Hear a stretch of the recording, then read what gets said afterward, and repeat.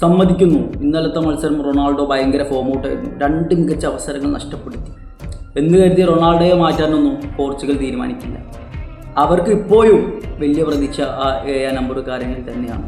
കഴിഞ്ഞ കുറച്ച് മത്സരങ്ങൾ എടുത്തു നോക്കിയാൽ നിങ്ങൾക്കറിയാം, പോർച്ചുഗലിന് വേണ്ടി ഏറ്റവും കൂടുതൽ ഗോളുകൾ അടിച്ചത് ആ മനുഷ്യനാണ്. പക്ഷെ നിങ്ങൾക്ക് സമ്മതിക്കാനൊരു മടി ഉണ്ടാകും, അതങ്ങനെയാണ്.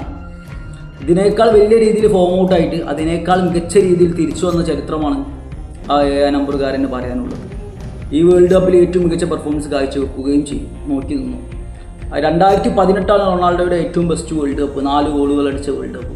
അതിനേക്കാൾ കൂടുതൽ ഗോളുകൾ ഇന്ന് നടക്കാനിരിക്കുന്ന 2026 വേൾഡ് കപ്പിൽ റൊണാൾഡോ അടിക്കും. വേണമെങ്കിൽ നിങ്ങൾ നോട്ട് ചെയ്ത് വെച്ചു.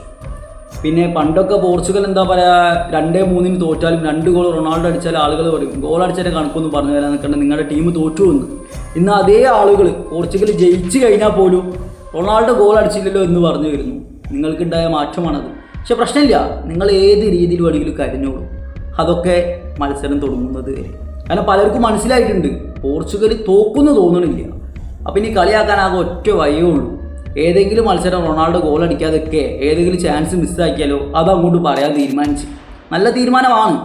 ഏതായാലും അടുത്ത മത്സരം തുടങ്ങുന്നത് വരെ നിങ്ങളിത് കണ്ടിന്യൂ ചെയ്തോ. നല്ല കരിച്ചില്ല, അതിനെ പറ്റൂ. മത്സരം തുടങ്ങിക്കഴിഞ്ഞാൽ ഞങ്ങൾ കാണിച്ചു തരും ഞങ്ങൾ ആരാ എന്താന്നുള്ളത്. എന്തായാലും ഒരു കാര്യം നിങ്ങൾക്ക് മനസ്സിലായല്ലോ, പോർച്ചുഗലിനെ തോൽപ്പിക്കാൻ പറ്റില്ല എന്ന്. അത് മതി. ഇനി ബാക്കിയുള്ള മത്സരങ്ങളിൽ റൊണാൾഡോ കംബാക്കും കൂടി അടിച്ച് കാണിച്ചു തരും.